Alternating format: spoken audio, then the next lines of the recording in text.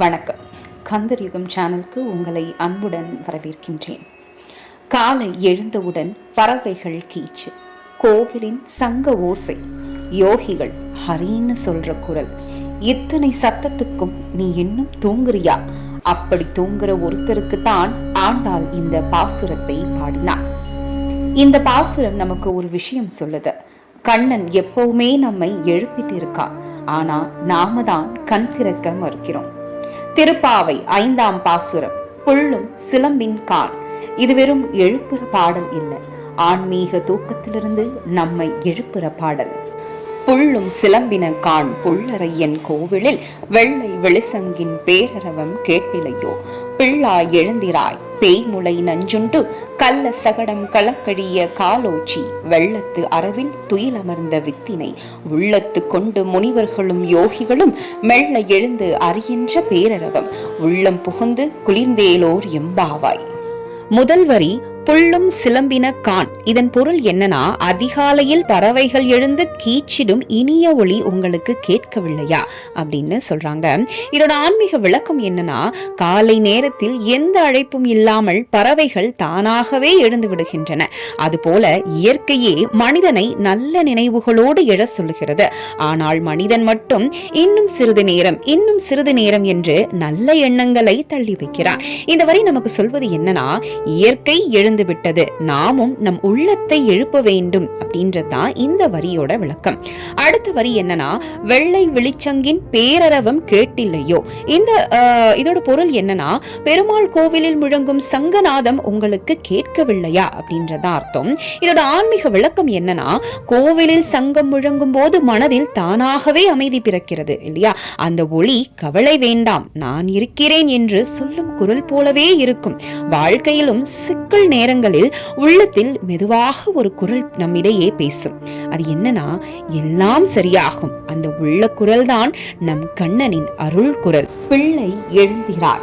இதோட பொருள், அன்பு குழந்தையே எழுந்திரு அப்படின்ட்டு ஆண்டாள் சொல்றாங்க.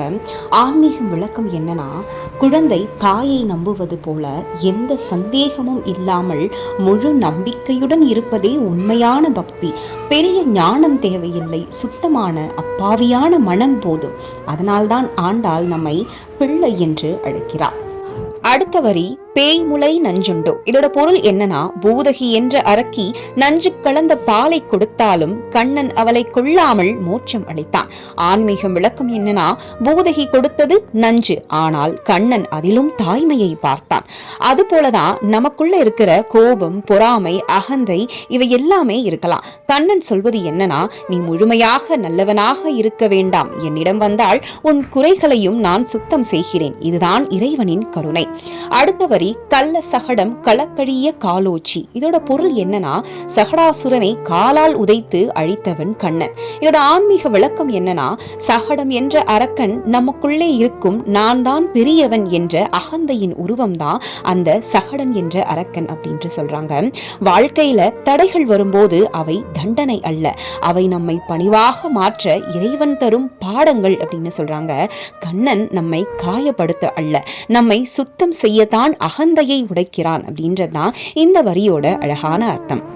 அடுத்த வரி வெள்ளத்து அரவில் துயிலமர்ந்த வித்தினை. இதோட பொருள் என்னன்னா, பெருமாள் பாம்பின் மேல் அச்சமின்றி பள்ளி கொண்டிருக்கிறான். இதோட ஆன்மீக விளக்கம், பாம்பு என்றாலே பயம், ஆனால் கண்ணன் அந்த பயத்தின் மேலே நிம்மதியாக இருக்கின்றான். அதுபோல் நமக்கு பணம் பற்றிய கவலை, உடல் பற்றிய பயம், எதிர்கால அச்சம் இருக்கலாம். கண்ணனை நம்பினால் பயம் மறையாது, என்றாலும் அந்த பயம் நம்மை ஆளாது. அதை சமாளிக்கும் தைரியம் நம்மிடையே வரும்னு இந்த வரி மூலமா ஆண்டாள் அழகா எடுத்து வைக்கிறாங்க. அடுத்த வரி முனிவர்களும் யோகிகளும். இதோட பொருள், முனிவர்களும் யோகிகளும் கூட ஹரி என்று சொல்லி எழுகின்றன. ஆன்மீக விளக்கம் என்னன்னா, உலக ஆசைகளை விட்ட பெரிய ஞானிகள் கூட கண்ணன் நாமத்தில் தான் தஞ்சம் அடைகிறார்கள்.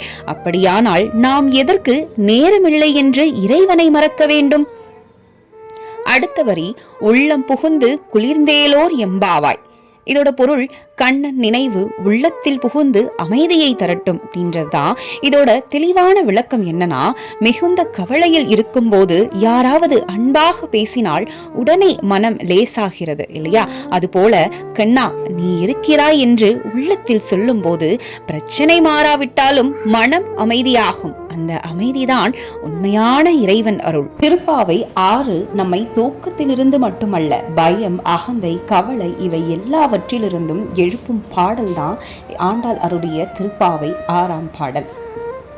அடுத்த பாசுரத்துல ஆண்டாள் நேரடியாக கண்ணனை அழைக்கிறாங்க.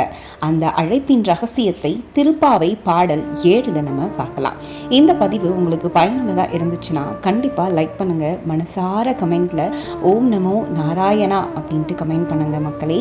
நன்றி, வணக்கம்.